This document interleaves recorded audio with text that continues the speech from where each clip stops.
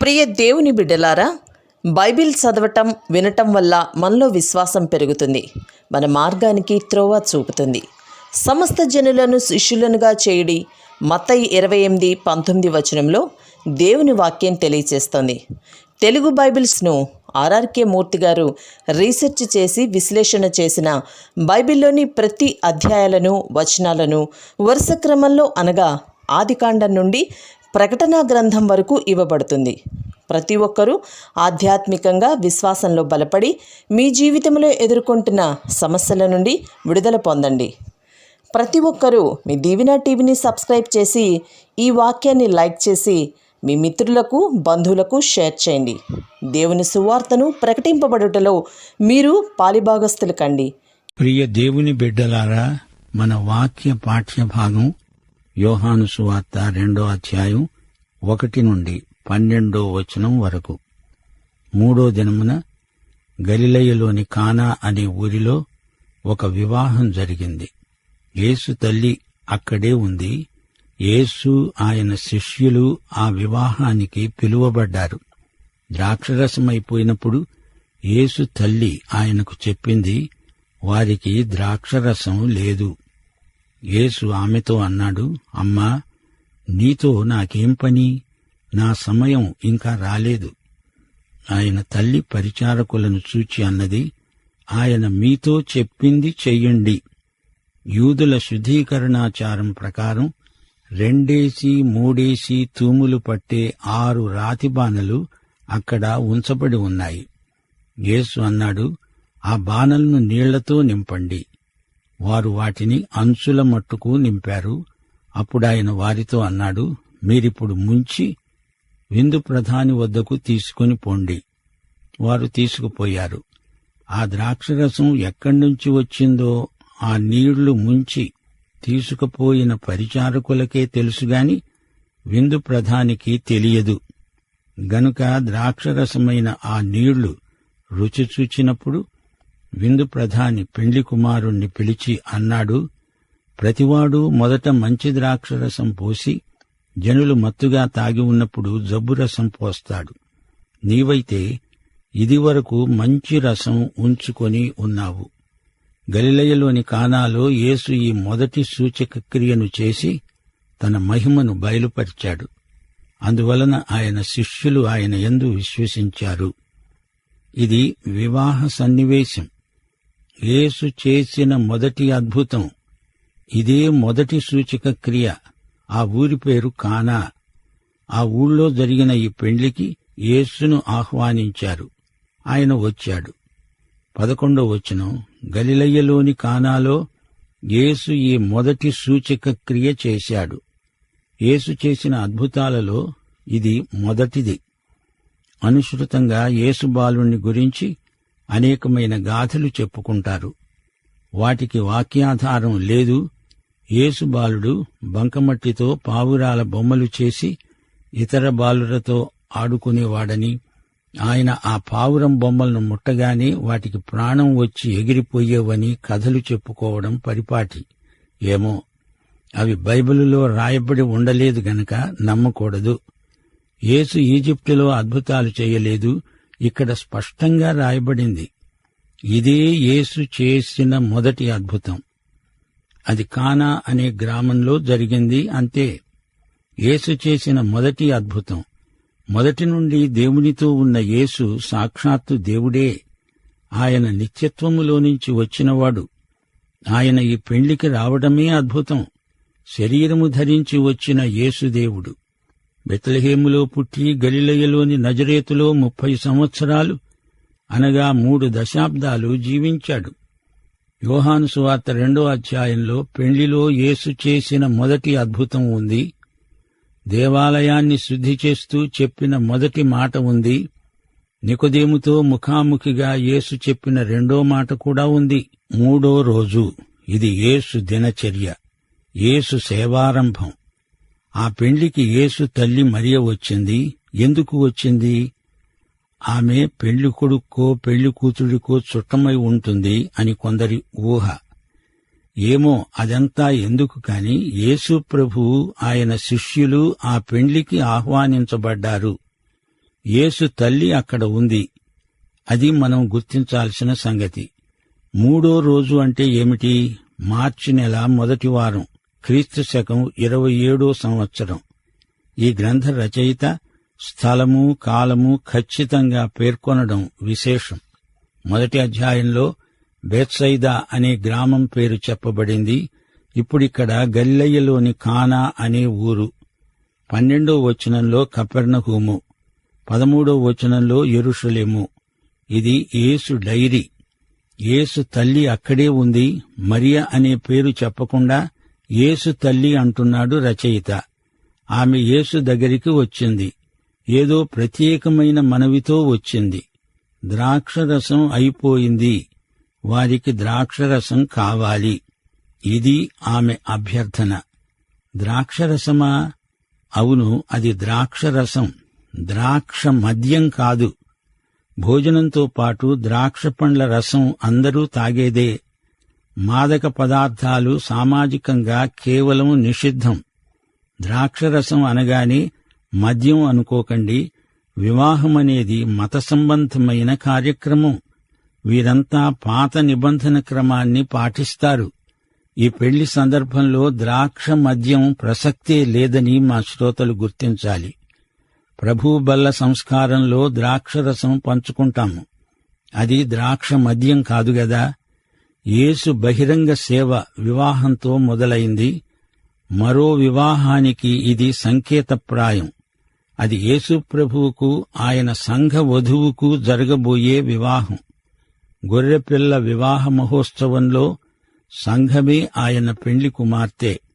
అలనాడు మోషే చేసిన మొదటి అద్భుతమేమిటి?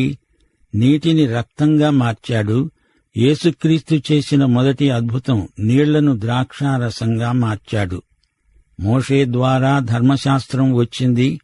కృపాసత్యములు యేసుక్రీస్తు ద్వారా వచ్చాయి. ఎంత గొప్ప వ్యత్యాసం! వారికి ద్రాక్షరసం లేదు. వారికి ద్రాక్షరసం కావాలి అని మరియా యేసునడిగింది. పెళ్లికొడుకు, పెళ్లికూతురు ఇద్దరూ మధ్యతరగతి బీద కుటుంబం నుండి వచ్చినవారు. విందులో అతిథులకు తృప్తిగా ఆహార పానీయాలు సరఫరా చేయలేకపోయారు. అందరూ వెళ్లిపోవలసిందే. మరియా ఏమనుకుందో ఏమో, ఎలాగూ జనమంతా వెళ్లిపోతున్నారు. యేసు, వారికేమన్నా చెబుతావా, ప్రబోధం చేస్తావా అని అడిగినట్లే ధ్వనిస్తోంది. అయినా అసలు రహస్యం ఇందులో నిక్షిప్తమై ఉంది. యేసు అద్భుతమేదైనా చేయగలడు. ఈ సమస్యను యేసుకు అప్పగిద్దాము.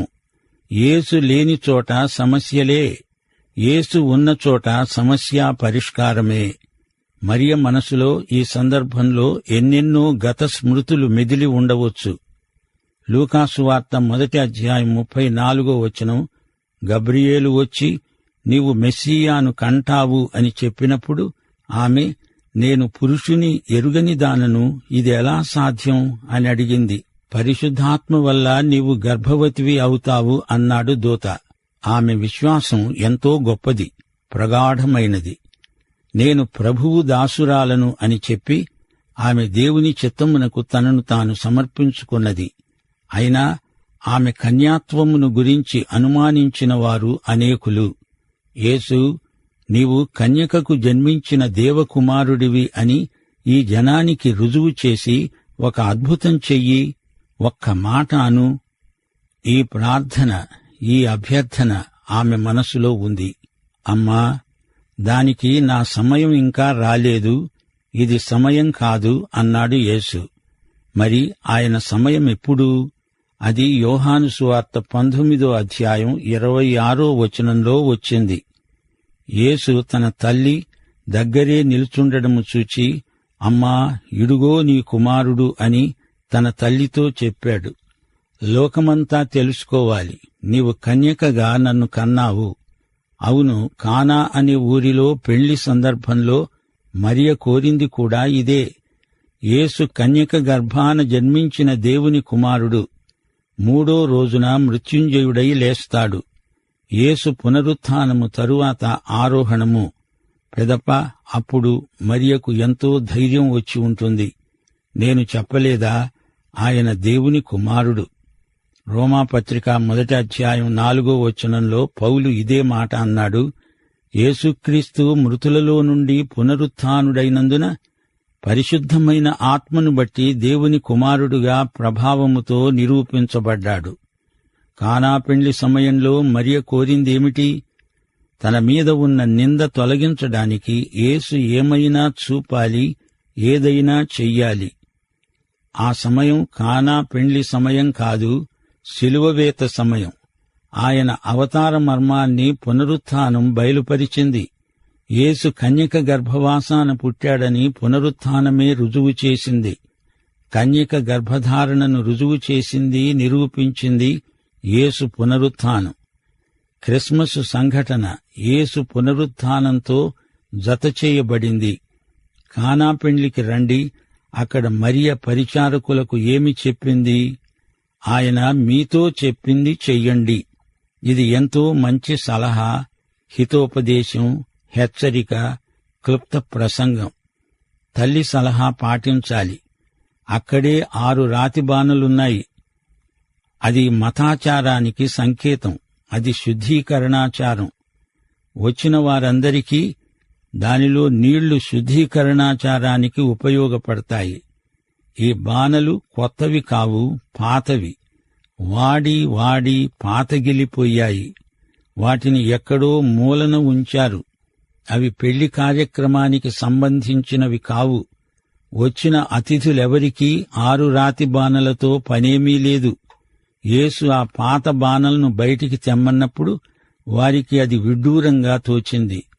యేసు పరిచారకులకు తన కార్యక్రమాన్ని పురమాయించాడు. వారు 6 రాతి బాణలను నీళ్లతో నింపాలి. వారు బాగా నింపారు. అంచుల మట్టుకు నీళ్లతో నింపారు. బాణంలోది ముంచి దాన్ని అతిథులకు వడ్డించాలి. ముందు విందు ప్రధాని ఆమోదం కోసం శాంపుల్ అతనికి వడ్డించారు. అది రుచిగల ద్రాక్షరసం. అది ద్రాక్ష మద్యమా, మాదక పదార్థమా అనే వివాదం అనవసరం. విందు ప్రధాని ఎంతో మెచ్చుకున్నాడు. ఇంతకు పెండ్లి కుమార్తె ఎక్కడా? పెండ్లిలో ప్రత్యేకాకర్షణ సాధారణంగా పెండ్లి కుమార్తె.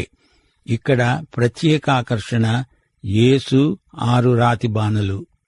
యేసు వాడుకున్నది 6 రాతి బాణలను. అవి ఖాళీ బాణలు. యేసు 6 రాతి బాణలను నీళ్లతో నింపించాడు.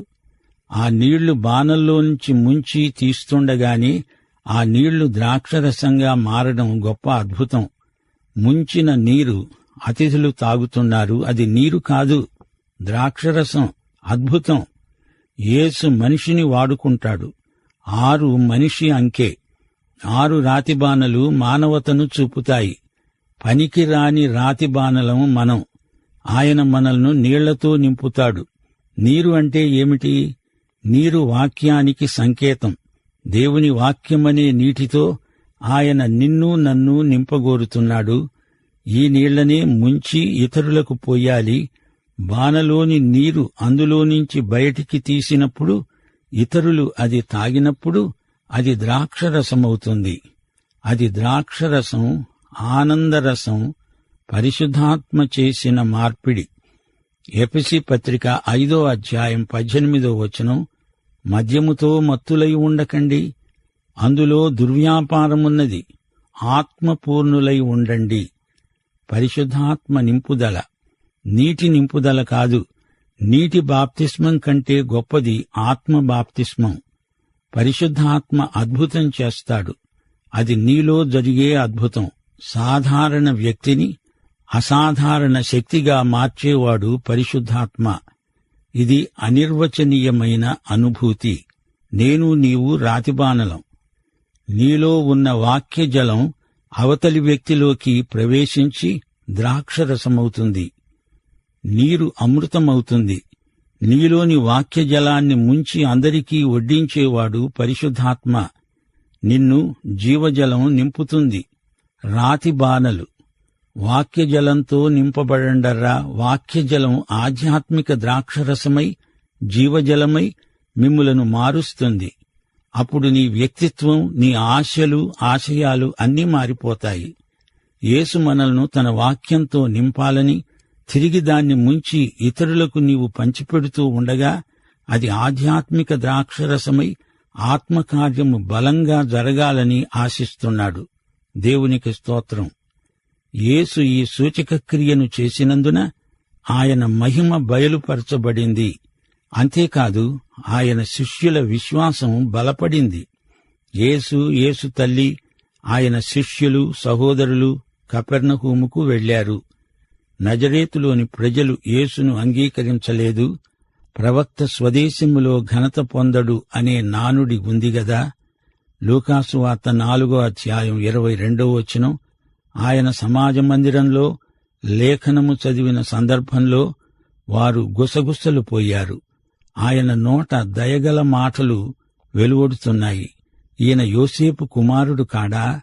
వారాయనను కొండపేటు నుండి తలకిందుగా పడదోసి చంపాలని చూచారు. యేసు కపెర్నహూమును తన సేవా కేంద్రంగా ఏర్పరచుకున్నాడు. యేసు ప్రభువు చేసిన 35 అద్భుతాలు 4 సువార్తలలో పేర్కొనబడ్డాయి. వాటిలో ఈ కానాలోని అద్భుతం మొదటిది. కానా నజరేతుకు సమీపంగా ఉన్న ఊరు. క్రైస్తవం యూదుల శుద్ధీకరణాచారాన్ని మించిన ఉద్యమమని యేసు ప్రత్యక్షపరిచాడు. దేవుడిచ్చిన వరం యేసే, చెప్పశక్యము కాని శ్రేష్టమైన వరం. ఈ వరం అప్పుడు ఇప్పుడు ఎప్పుడూ, నాడు నేడు సదాకాలము సర్వశ్రేష్టమైనది. రుచిచూచిన వారికి, అనుభవించే వారికి ఇది తెలుస్తుంది. మోషే నీళ్లను రక్తంగా మార్చాడు, అది తీర్పు. కాని ఇక్కడ యేసు నీళ్లను ద్రాక్షరసంగా మార్చాడు, ఇది ఆత్మానందం. ఇది సూచక క్రియ. దేనికిది సూచన? యేసు శరీరము ధరించిన వాక్యమనడానికి ఇది సూచన. యేసు సర్వశక్తుడైన సృష్టికర్త. 6 బానల నీరు అనగా 18 తూముల నీరు 18 తూముల ద్రాక్షరసమైంది. ఇది యేసు ప్రభు ఆ పెండ్లిలోని నూతన దంపతులకిచ్చిన కానుక. ఈ మొదటి అద్భుతం రూపాంతర అనుభవానికి సంకేతం. 2 కొరింథీ 5:17 ఎవడైనా క్రీస్తునందున్న ఎడల అతడు నూతన సృష్టి, పాతది గతించి అంతా కొత్తదయింది. యేసు శక్తి ఎంతో గొప్పది. ఆయన మరణ పునరుత్థానాలలో వారు ఈ శక్తిని చూడబోతారు. దేవుని బిడ్డలారా, యోహాను సువార్త 2:5 సందేశాన్ని మరచిపోకండి. యేసు మీతో చెప్పింది చెయ్యండి. యేసును మీరు ప్రేమిస్తున్నారా? విధేయులు కండి. సోదరుడా, నీవు యేసు శిష్యుడివా? సోదరి, నీవు యేసు శిష్యురాలవా? అయితే ఆయన మాట విను. విధేయతాపూర్వకంగా ఆయనను వెంబడించు. లేఖన సత్యాలను గ్రహించాలంటే యేసు చెప్పినట్లు చేసే వ్యక్తివై ఉండాలి. విధేయులైన వారికే పరిశుద్ధాత్మ నడుపుదల ఉంటుంది. రా, యేసు నిన్నే పిలుస్తున్నాడు. దైవాశీస్సులు. ఆమేన్.